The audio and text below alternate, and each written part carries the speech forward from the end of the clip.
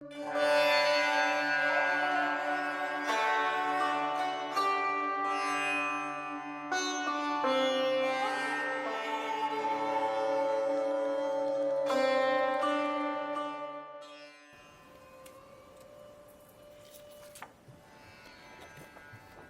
morning, everyone. This morning we are continuing with Merging with Śiva, chapter 46, entitled Jnanis and the Path They Teach, and it's from 1984. And our section this morning is a bit short. Lesson 317, 4 Stages of Evolution. Jnana is the last stage. Most people don't understand jnana. They think it is little more than intellectual study of the path, a simple kind of wisdom.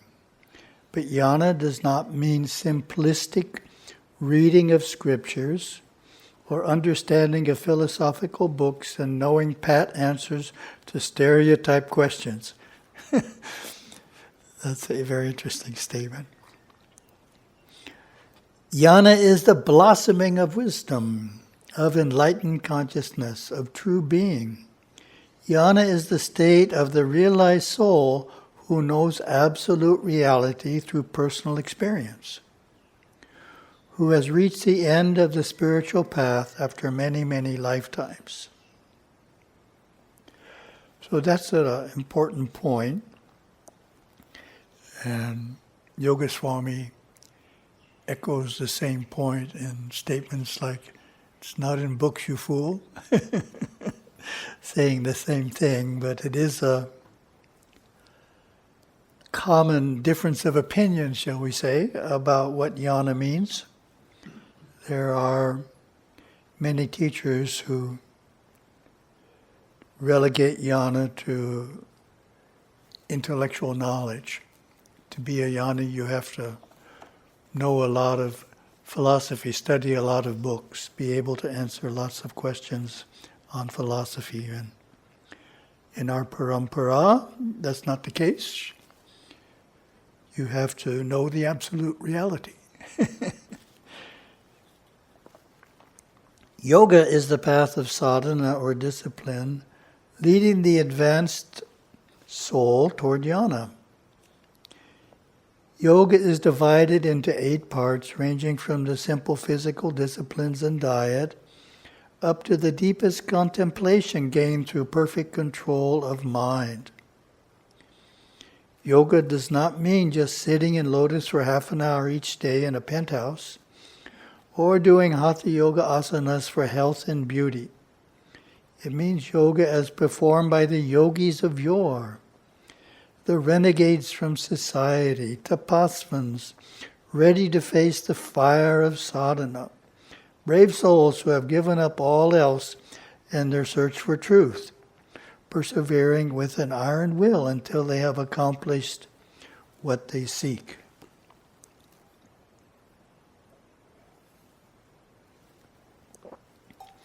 So that's another common misconception. If you tell someone, I practice yoga every day, the popular understanding is that means the asanas, right? I do my asanas every day, but asanas is just a minor part of true yoga, which has to do with meditation and, of course, as we know, controlling the mind. Kriya is basically worship and devotion, or the expression of our love of the divine through various ceremonies and rituals. That's a great definition, really. Kriya is basically worship and devotion, or the expression of our love of the divine through various ceremonies and rituals.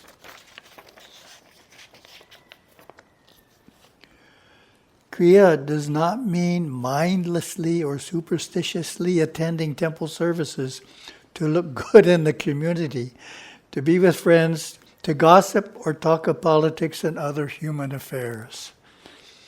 Gurudev was really going after everyone here. It is a genuine communion with the inner worlds, a profound stage in which the heart swells and eyes overflow with internalized worship, love, and surrender. So the idea here is, just because someone goes to the temple doesn't mean they're practicing Kriya. They're in the temple, but it's what you do with your mind that matters. The comparison I use is to your favorite music. Normally, if you play your favorite music and you listen to it, you're uplifted. That's why it's your favorite music, right? But if you play your favorite music and you're thinking about something else, you're not uplifted. So just because the music is playing doesn't constitute listening to the music. Just because you're in the temple doesn't constitute Kriya. It's what you do with your mind that constitutes Kriya. Charya is service, but it does not mean empty service, unthinking performance of traditional rites, or just marrying off daughters, thus forestalling premarital affairs. It is service done selflessly. It is dharma performed consciously. It is worship offered wholly, and it is goodness in thought, word, and deed. Again, another beautiful definition. Lesson 318, Devotion and Guru Guidance. Of course, our most cherished theology is monistic Saiva Siddhanta, the Advaitic teachings inherited from our Guru Parampara, who outline the course we are on. This teaches us that God and man are ultimately one. This teaches us that our supreme God, Shiva, is the creator of the universe, and he is also the creation. He is not different from us. So that's an important point there. This teaches us that God and man are ultimately one. The idea being that part of our soul is identical with God, even at this point in time. It's just we're not aware of it. So we don't have to do anything for part of us to be one with God. We just have to learn how to experience that part of us. We must go to the temple and worship with all our heart, God in form, before our karmas are cleared, our responsibilities paid, and we realize the formless perfection of God Shiva. The guha, the cave of consciousness, opens its doors for us to sit comfortably, mentally undistracted within the cavity within the head, there to begin the yoga of union for personal, spiritual, everlasting attainment. Saiva Siddhanta outlines the path that we are on. It tells us how to attain these goals.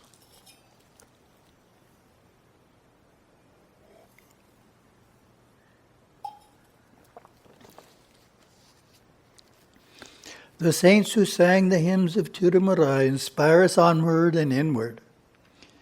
The illustrious Venerable Rishi Tirumular captured the essence of the Vedas and the Agamas in his epistles, promulgating the rules and regulations that we must follow, setting forth the attainments that we may expect to reach.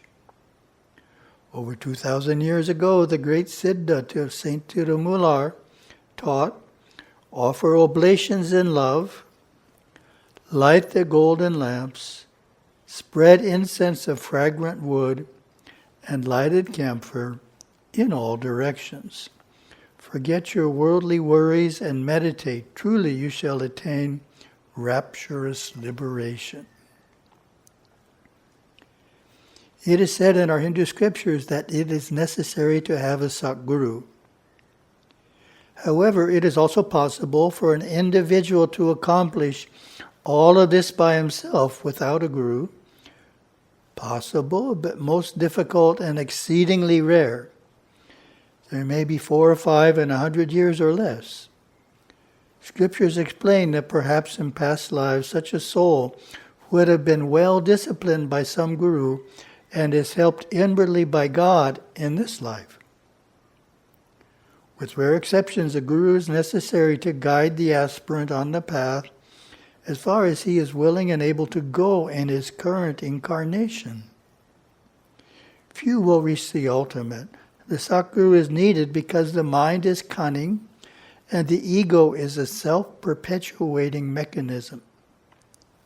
It is unable and unwilling to transcend itself by itself.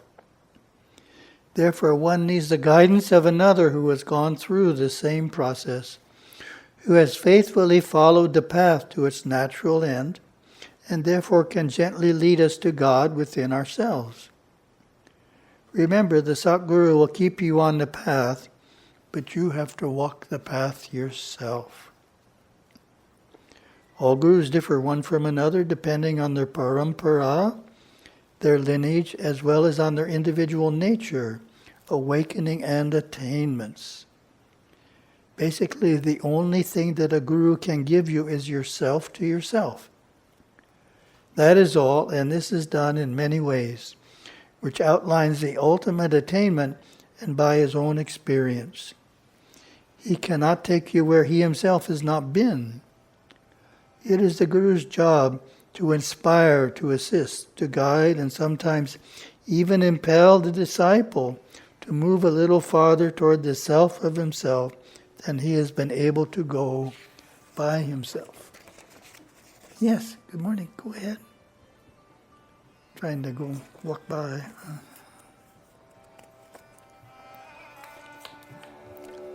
Thank you very much. Have a wonderful day.